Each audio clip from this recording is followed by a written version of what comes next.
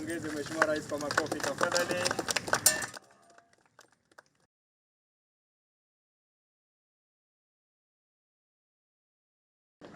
Karibu Mheshimiwa Rais, karibu. Karibu. Karibu. Karibu. Karibu Mheshimiwa Rais. Karibu. Karibu. Karibu.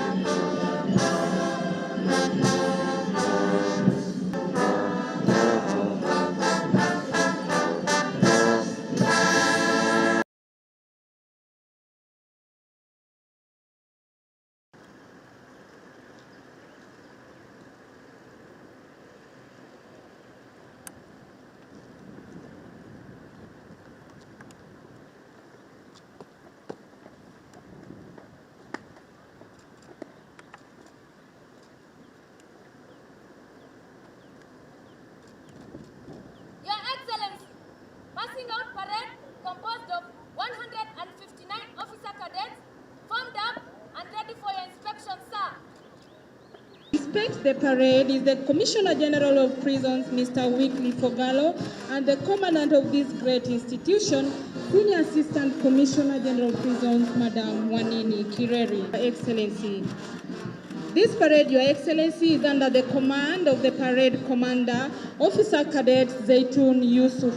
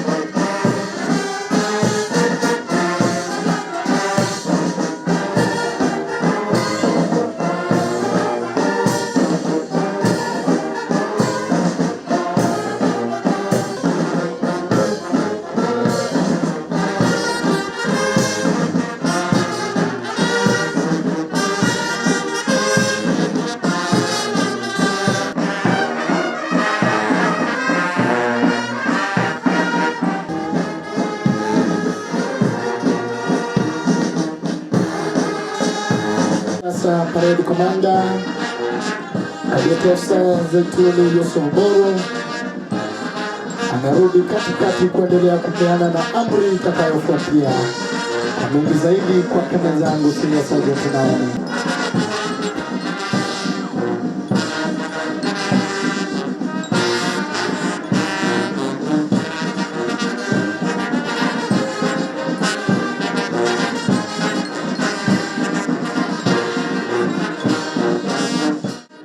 Wanarusha mikono angani, wanajitayarisha kuja kupeana heshima kwa Mheshimiwa Rais.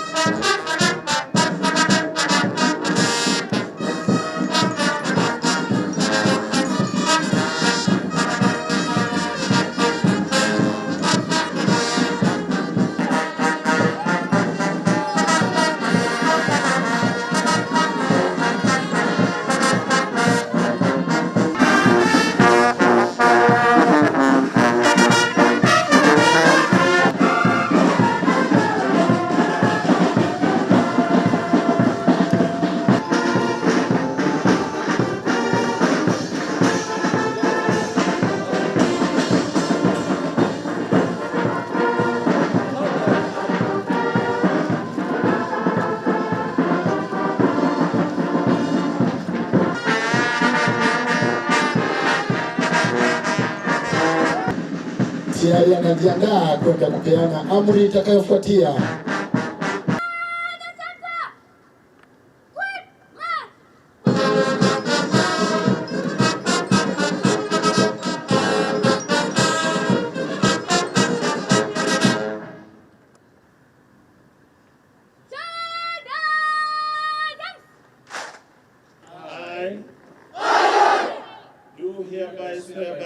Almighty God that I will be faithful and bear true allegiance to the President and the Republic of Kenya during my service in the Kenya Prison Service, that I will at all times, now and in the future, enforce relating to my service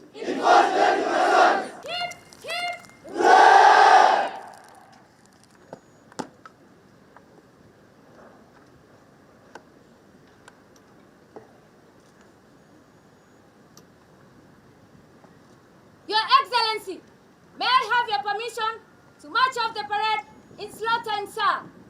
Permission granted.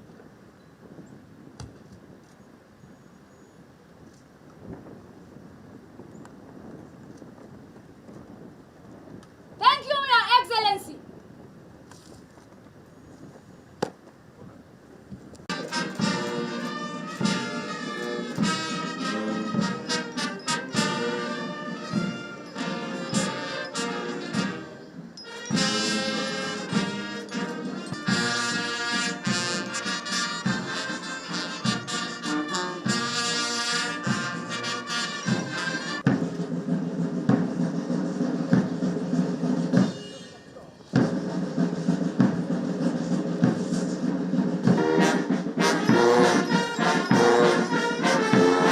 Senior Sergeant Catherine Rizzo.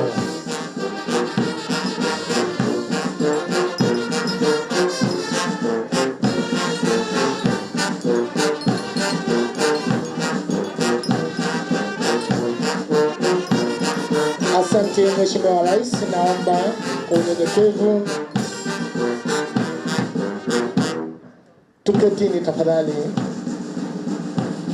Bandi ikiendelea kutumbuisha Mheshimiwa Rais.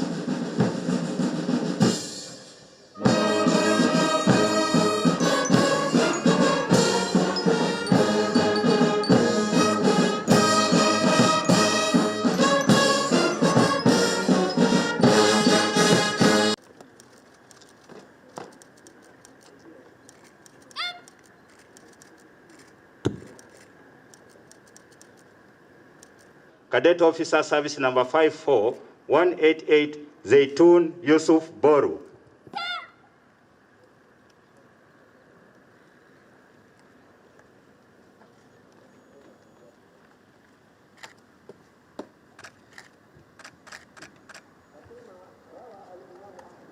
Congratulations. Pongezi sana.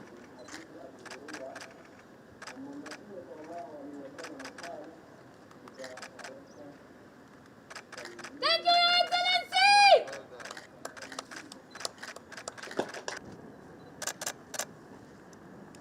Congratulations.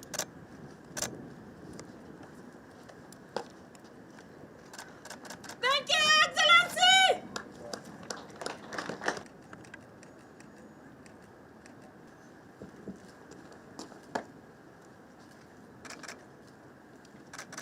Congratulations.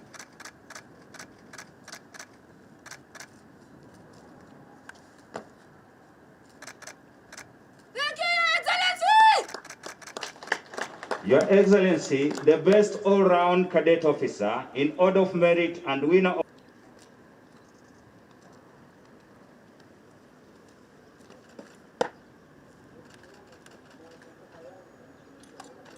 Congratulations.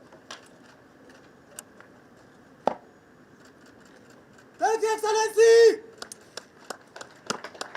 Thank you, Your Excellency. Your Excellency, sir, this is your day. But permit me, sir, to say one thing. Basically, to express our gratitude. First of all, for the unique and rare opportunity you have given us to work with you as you are transforming our security sector. Today, we graduate a second class in the context of your transformation plan of improving the leadership and the capacity of the prison service in our country. This is happening also in the National Police Service. Your Excellency, it is true that your vision is now yielding results because we are seeing a transformed correctional services department. Just this morning, you have commissioned our water bottling plant. And recently, thanks to the focus you have demanded of us and the plan you gave us, the prison service has increased its capacity and acquisitions of both equipment and resources to expand its services and improve the quality of correctional work that we do here. Your Excellency, on my own behalf and on behalf of my colleagues, I want to continue to assure you, sir, that we will remain focused on the plan you have given us. And we will do everything according to the instructions you have given us. Because first, as citizens of this country, we can see for ourselves the fruits of the way in which you are leading us. It is very emotional, Your Excellency, to see a female cadet officer commanding a parade here. I thank God that I have lived to see this in my country.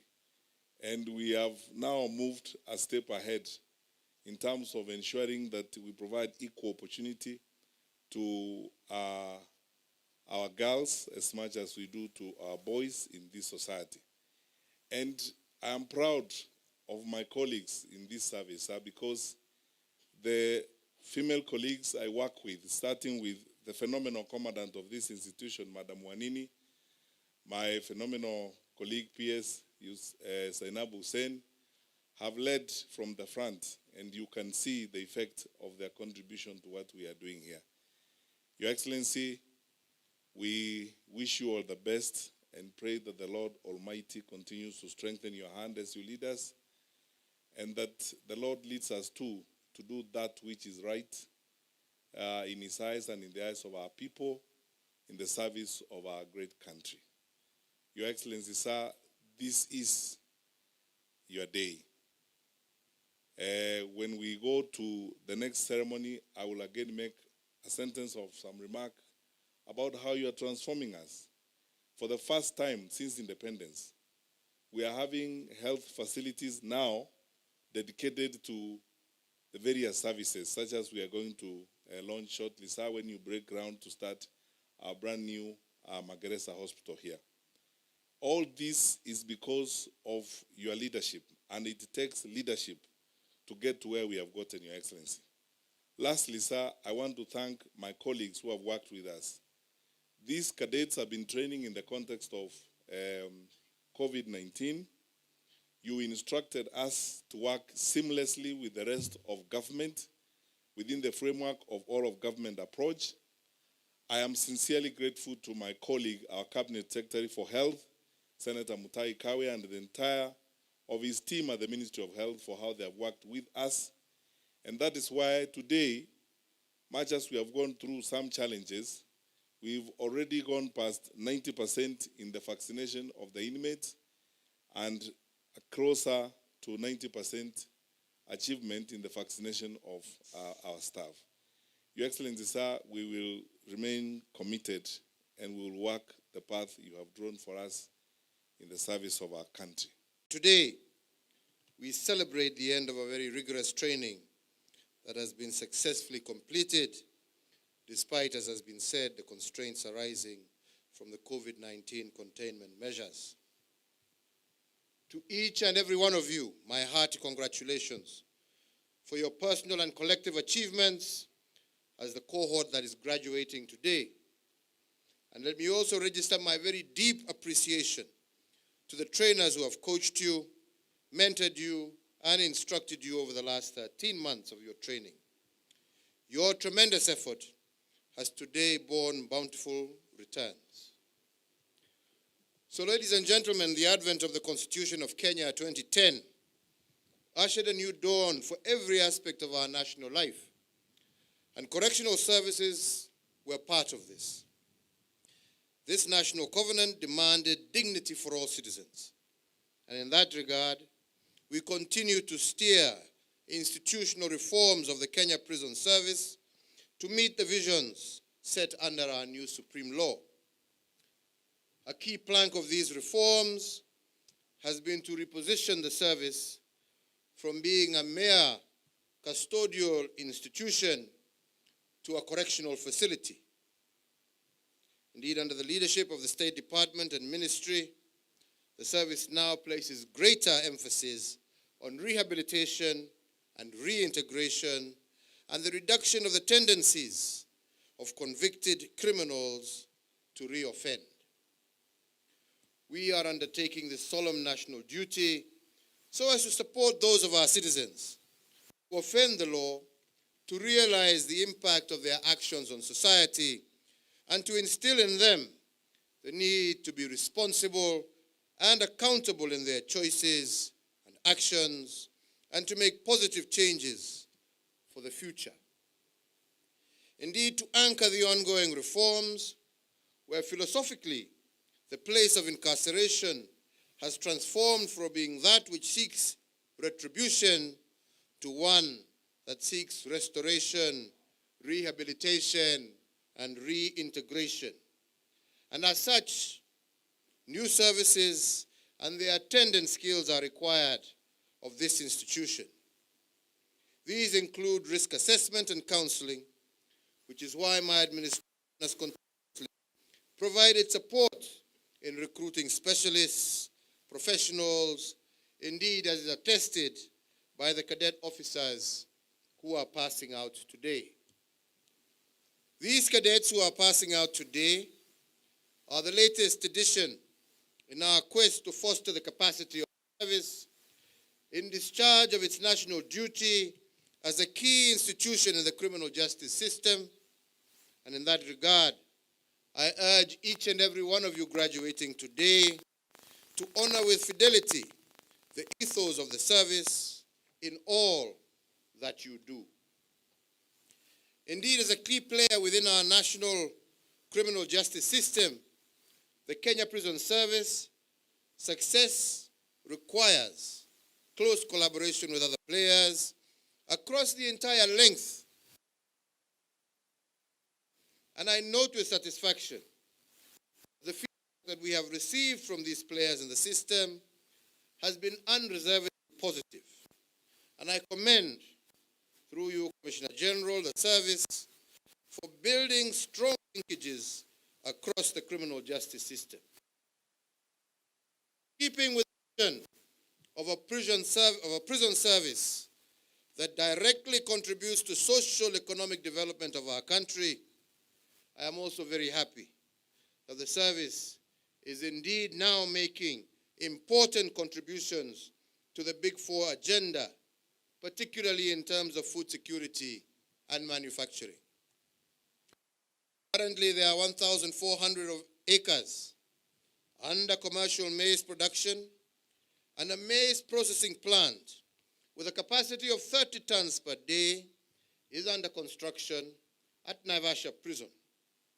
This maize plant will initially supply maize flour for inmate food and ration. Mwea Rice Farm is also being transformed into a model farm for rice production, with its size now being increased to about 200 acres. Farm machinery for production has been acquired, and a modern rice store and mill house has been constructed, while the procurement of a modern rice mill is also ongoing. Plans are also underway to produce certified potato seed at Nyandarua prisons. Livestock production has also not been left behind as part of this transformation by introducing pedigree dairy cattle at the Ngeria and Shukusha farms, together with an improved Boran beef herd right next door at Kamete Prison Farm. Other areas of reform include tea production at Kericho and Uruku prisons, vegetable production at Embu and Roiro prisons, sunflower production at Kisumu and Kibos prisons, and hay production in Geria and Shikusa farms. Currently also, you have a 13-acre tree nursery here at Roiro Prison to support our move to 10% forest cover for our country. The prison industry also continues to play a pivotal role in support of this Big Four agenda. Today, we have launched a water bottling brand here at Roiro. Government agencies and departments will also now be procuring their drinking water from the prison service, ensuring a lower cost and passing on this saving to our taxpayers.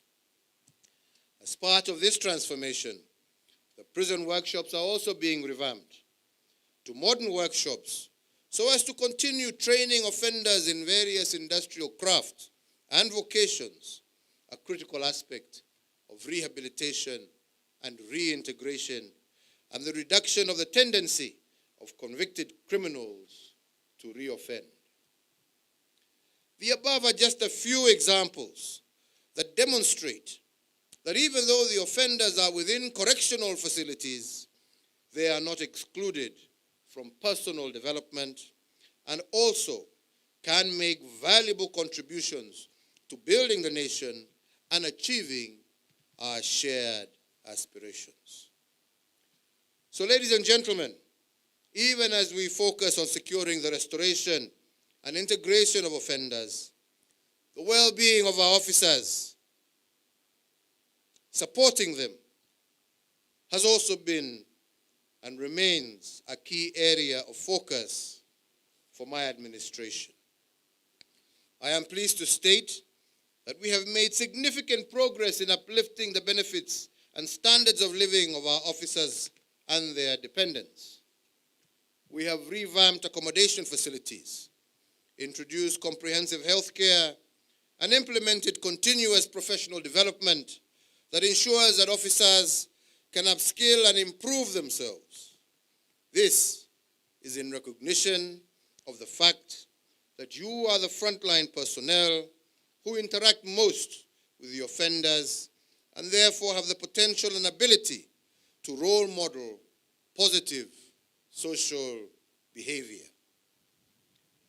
To further enhance the medical and wellness infrastructure supporting the personnel of the service who undoubtedly bear the burden of duty and sacrifice, today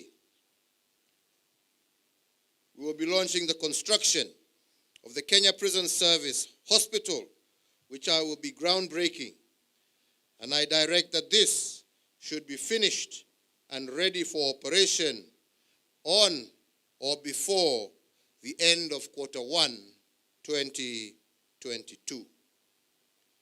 To this end, and we have just been talking with the Minister, we must ensure that the next intake of cadets should ensure that a provision is made for the recruitment of doctors, nurses, and other medical personnel to man this new hospital.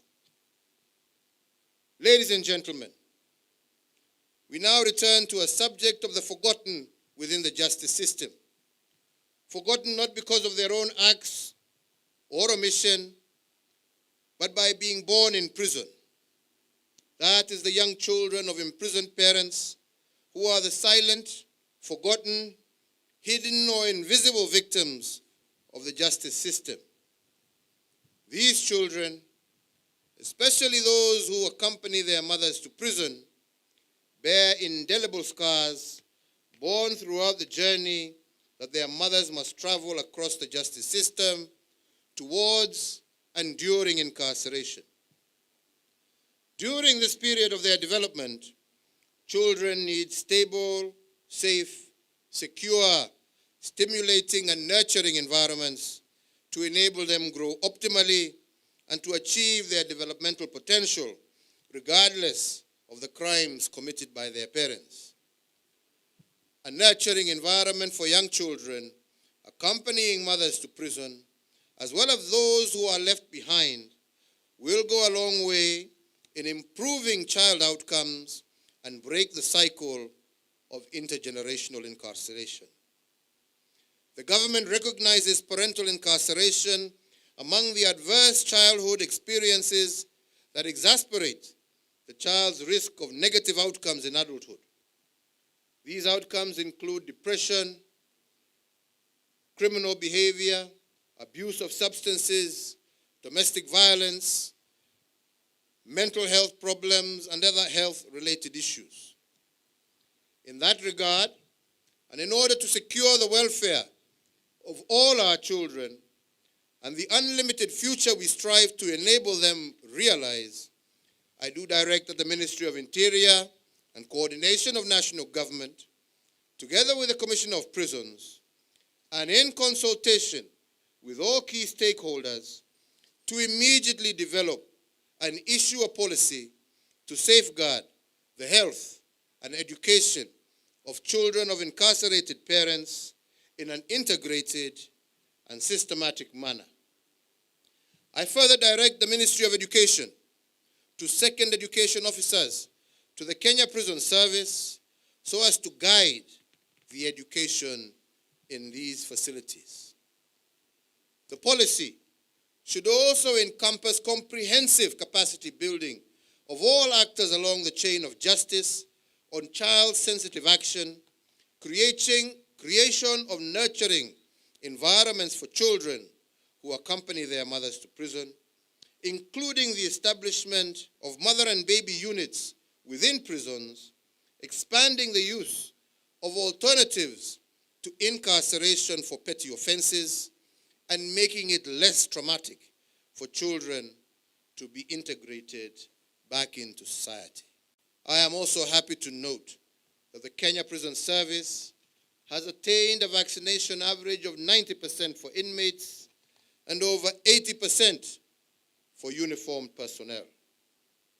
This critical mass can sufficiently provide herd immunity within the Kenya Prison Service fraternity and is the basis upon which we will anchor the decision to review the moratorium on visitation of inmates imposed at the onset of COVID-19 pandemic.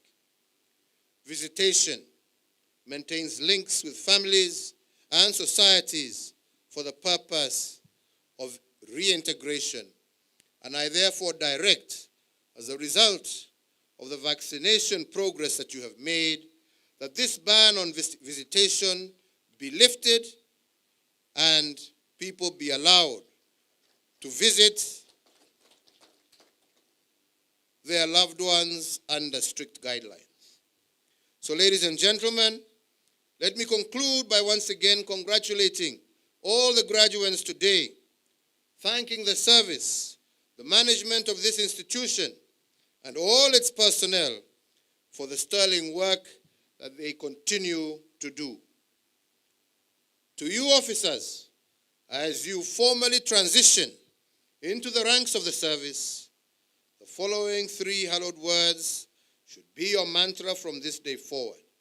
That is duty, honor, and country. I wish each and every one of you all the best, and I urge you to discharge your duties with integrity, dedication, diligence, and a firm commitment to maintaining the high standards and excellent reputation that this service has built.